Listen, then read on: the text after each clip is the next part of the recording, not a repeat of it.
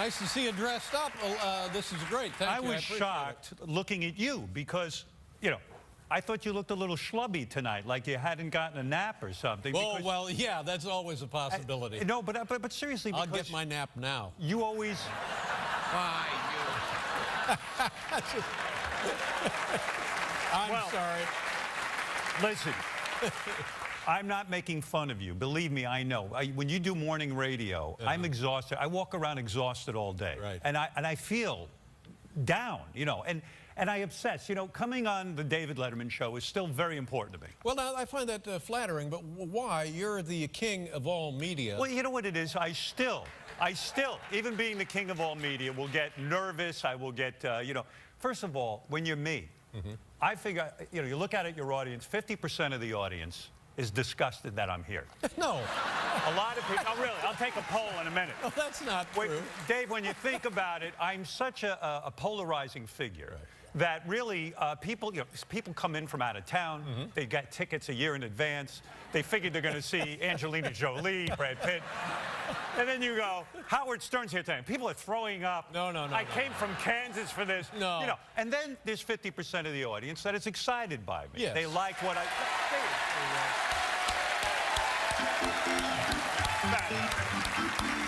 You see, neurotically, this is what goes through my head when I do your show, so I'd rather stay away. I don't want to go through all of this angst. Then I have a ritual.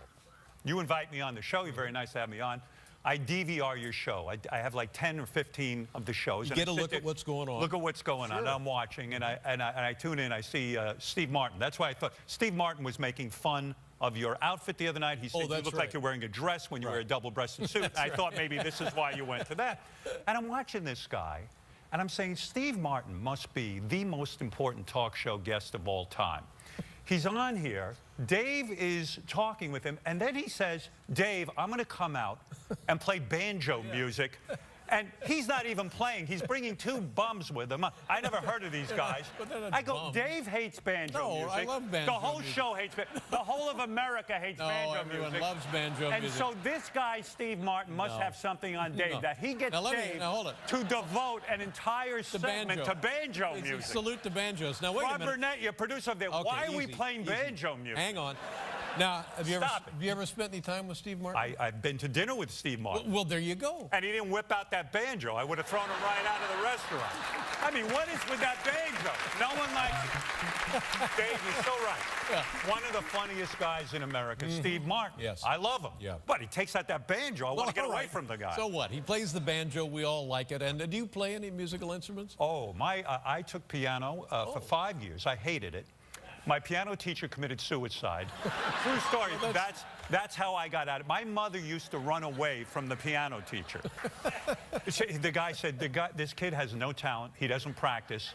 Get him off the piano. My mother and father decided I will do the piano no matter what. So my mother would hide in the bedroom. The guy would demand to see my mother. She said, you tell him I'm not home.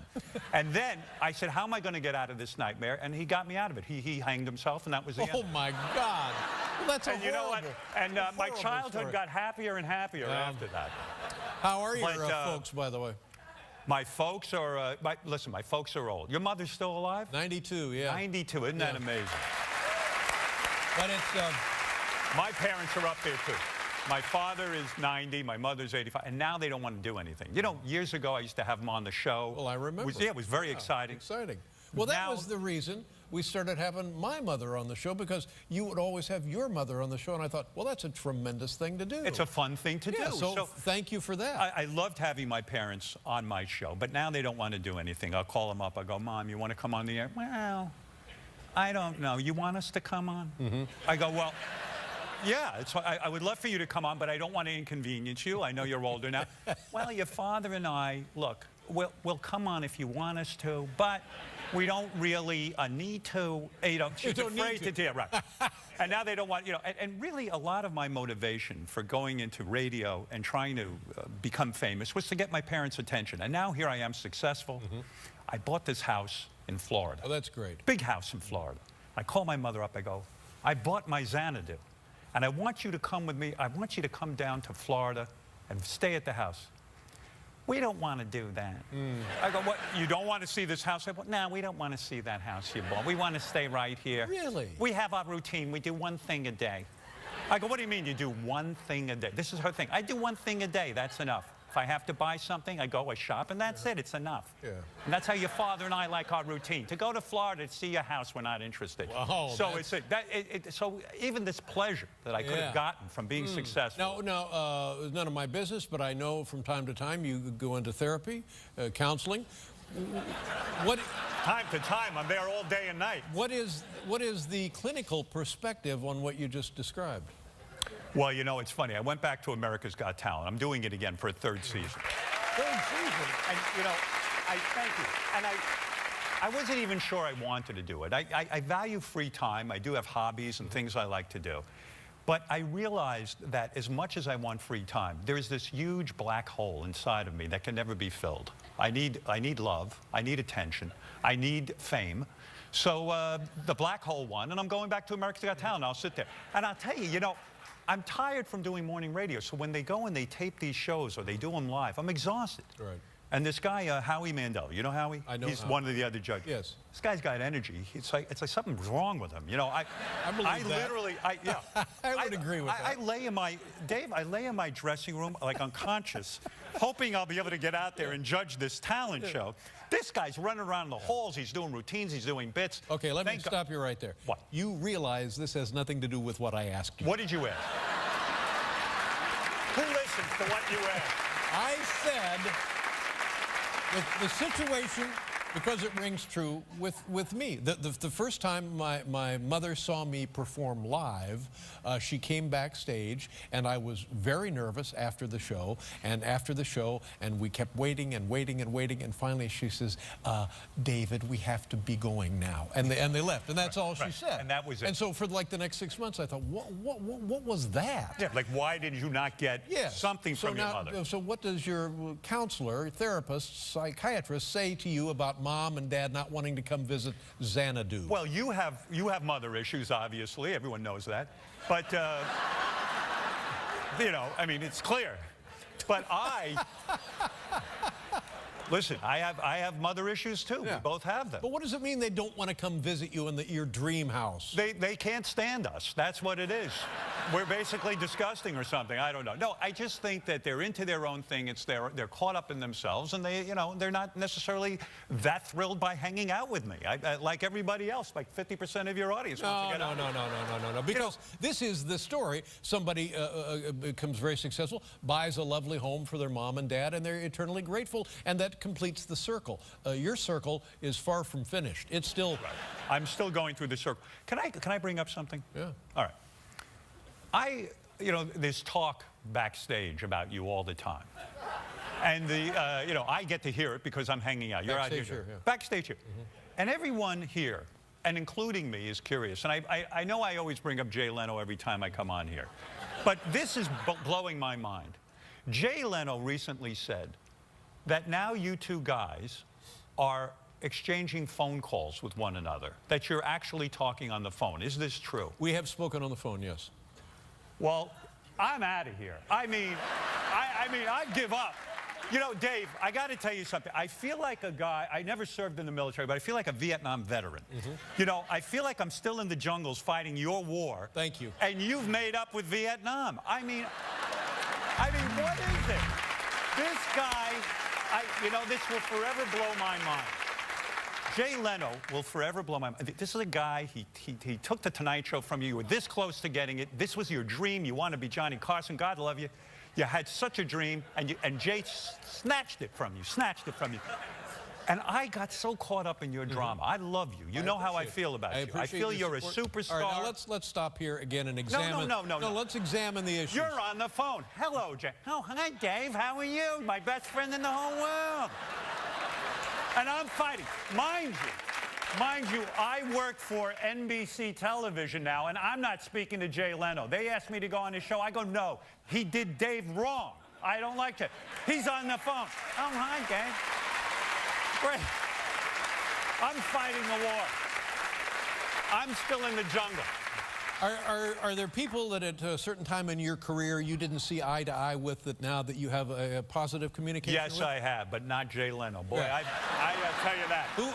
Who are the people in the beginning that you were reviled by them that now you speak with them? There are people that I have apologized to. I call them off the air. Yeah. You want to know the truth? Well, you've apologized to me. I did, and I owed you an apology. Well. I mean, you and I were on our way to being best buddies years ago. And Dave and I, do you know this story? This is a remarkable story. Don't break for commercial when I say there's a remarkable... Get out. You can edit out that monologue. Now, look, I tell you, this is an amazing story. Dave and I actually used to be friends. Dave would call me at my house. I don't know what he was on, but he would call me at my house. Well, I thought we were headed in that direction. I honestly did, because we used to work in the same building. Oftentimes, people from your staff would come up to my office over at NBC. We knew of one another. You were on the old show routinely. So I thought this looks like it might be going somewhere. I was out of my mind. I really, truly was. I think I was crazy. I think I did a lot of things on radio that I didn't need to do. And just to get attention.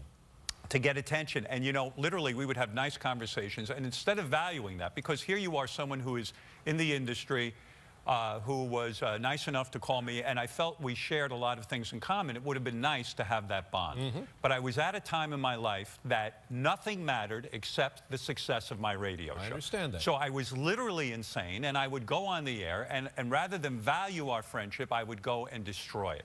And and that's a disturbing human being. Yeah. And there are things that I've done that are disturbing. Think about what you just said. Well, let's analyze. Oh my God. Yeah. Listen, we're not all perfect like you. You need a banjo. That's what you need. You know, I should test our friendship. We'll be right back with my old friend Howard Stern.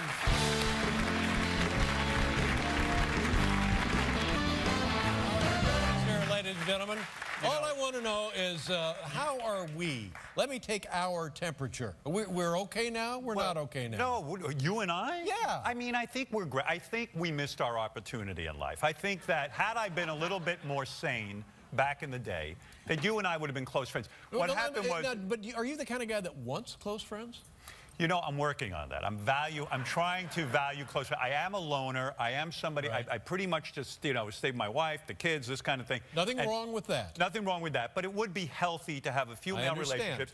And as a matter of fact, I don't know if we mentioned Jimmy Kimmel, but Jimmy really replaced you. You should have been the guy. Jimmy and I go away on vacation together. Now this is, I think it should have been us. But first of all, let me say, there are certain kind of people who lament the fact that they don't have close friends, but yet don't do anything to create close friendships. Right. And were you kind of like that? I'm kind of like that. I am working toward that. That's why I am in therapy. Oh, I wish I had friends. I wish I had friends. Well, why don't you go out and find friends? Oh, I don't want to.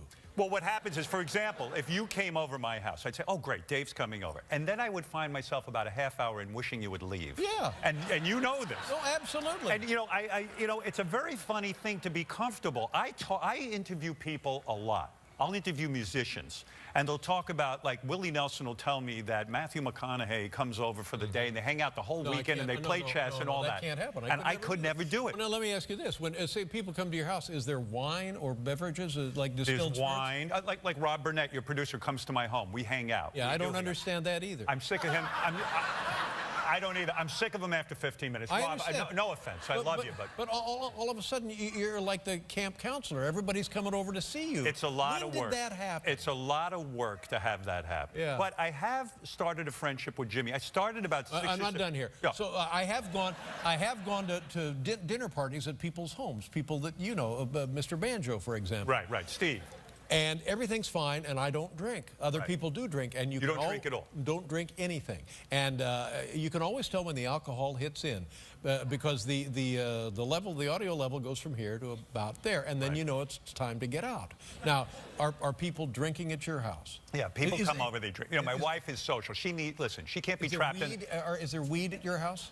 Rarely. I'm not a drug guy. I drink maybe one glass of wine or two a week. So you don't get drunk. I wouldn't have to worry about you becoming, you know. No. I don't get drunk at all. No, okay. I'm zero fun.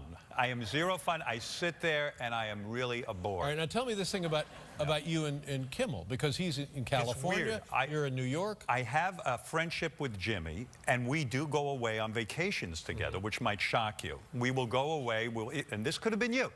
Yeah. This could have been you, but had things gone down differently. But whose idea was it? I have a feeling this was all set up and arranged by Jimmy. Jimmy works this through. He's the one who sort of pushes for it, but it's a nice relationship. I'll go out to L.A., we'll have a party. We had Don Rickles over. We go places, we talk. Don Rickles. Don Rickles parties with us. Now, see, Don Rickles is a tremendous guy, and I thought he and I were really, really good friends. And now I find out that he's hanging out with you and Kimmel. He's hanging out with us, yeah. You want to know something? I got to tell you something. I'll be honest with you about Don Rickles. Don Rickles, for me, this might shock you, but I was a very lonely little boy. And one of my great pleasures was to watch talk shows. And for me, the pinnacle, when I would watch Mike Douglas in the afternoon or something like that, Don Rickles would come out. And when he would go on a talk show, to me, this was the greatest thing I'd ever seen in my life. I never heard anyone funnier. And so when I went to Jimmy's, Jimmy had Don Rickles there. And Don sits down with me, and we start talking for about an hour. And I had a chance to really sit down and say, Don, you know, I just think the world of you. I think you're the most amazing guy. And I got very emotional. I truly did. And I was so moved to be sitting there with Don Rickles and that he would even be in a room with me and acknowledge me. It was really a mind-blowing experience. Something I'll never forget. I have the same experience. Years and years ago, I had some friends, and I went to see Don, and we had dinner with him, and have had dinner routinely since then. And the thing that makes it more and more poignant now is when he's gone, that's it. Yeah. Those guys, that's it. There's not even a hint of those guys ever having been around. Yeah, and that'll be too damn bad. It's really bad. I can't imagine that you went to dinner with Don Rickles. Oh, yeah. Been to dinner with him many, many times. And did he make fun of you when you were eating? No. No, he was very nice, his lovely wife. Right. And story after story after story after story. And then you go to dinner with him again, and it's the same story after same story. But there's such great stories, and you realize once he's gone, nobody will have these stories. Well, the great thing was when we first started talking, he was very polite, really nice, and everyone I used to hear on talk shows would say, if Don Rickles makes fun of you, it's a great honor. It's a great honor. So we were at Brad Gray's house, the head of Paramount Pictures. Don Rickles was there. I get invited to cool places, and I'm sitting at the table. Listen to this. You'll like this. And Don says something sort of disparaging, you know, but about Brad Gray? No, about me. Oh. He did it. He gave me like a zinger, if you will. A zinger. Right. You know. And I'm sitting there, and I went, I don't like this at all. Yeah. I thought you're supposed to like when Don Rickles he honors you by making fun of you. And I gave him a look. I go, don't do that again. Yeah. And that was the end of it. He stopped. That was it. But I was really quite taken that I could sit in a room with Don Rickles and he would even know my name. I'm a little worried because now we're talking about Brad Gray. I mean, I was with you with Jimmy Kimmel and with Don Rickles. These are working guys. These are blue-collar guys. Right. These are guys getting it done. No. And now we go up into the level of evil, controlling idiots. Oh, whoa. He's an idiot? Yeah. Brad is? Yeah. Wow. I don't have that experience with him. Now, aren't you the What happened to you? But Brad Gray is an idiot. It's that level of guy. Why don't you say that about Jay Leno? I like your spirit. I like that you are on fire, but with the wrong people. What happened to you? Weren't you always railing against the people you worked for? I don't rail against everybody. You know what? You know what? Times change. NBC fired me. They humiliated me. In fact, you know, it's really weird. Now I'm on America's Got Talent on NBC. But back in the 1980s, a guy named Grant Tinker, remember him? Yeah. He was running NBC, and he said... He was a great guy, by the way. Hated him. No, he was a great guy. Oh, that's your buddy. Grant Tinker was a great guy. All I did was go on the air with Bestiality Dial a Date, and this guy fired me. And you know... What kind of great guy is that? What happened to you, Mr. Sellout? No. Now, you're having drinks with Brad Gray. And I will continue to. Oh, for God's sakes, you're Mr. Sellout. I made my movie with Paramount Pictures. How dare you?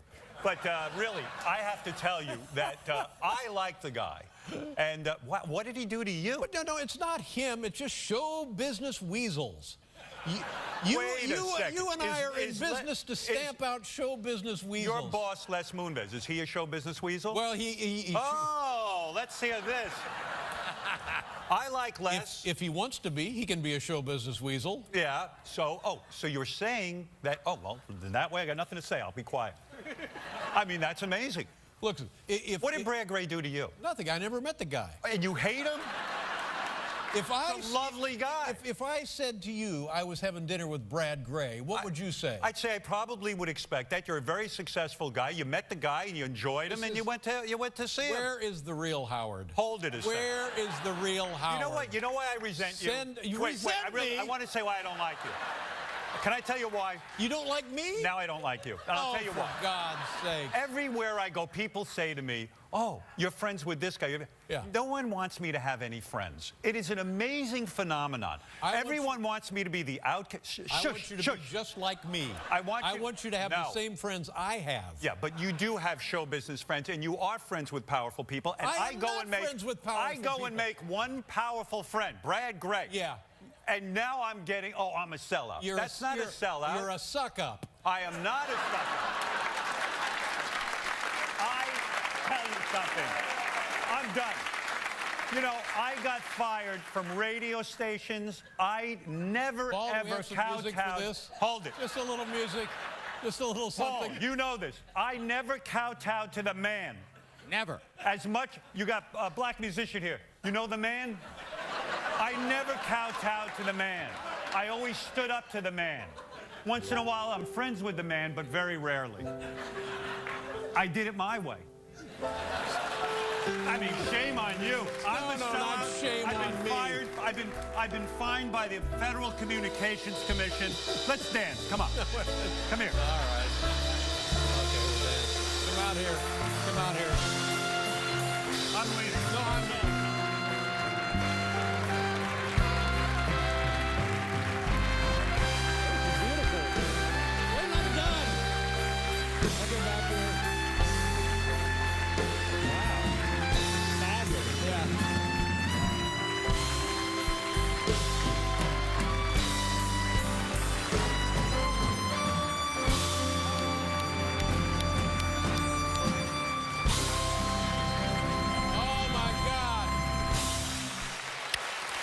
Stern, ladies and gentlemen.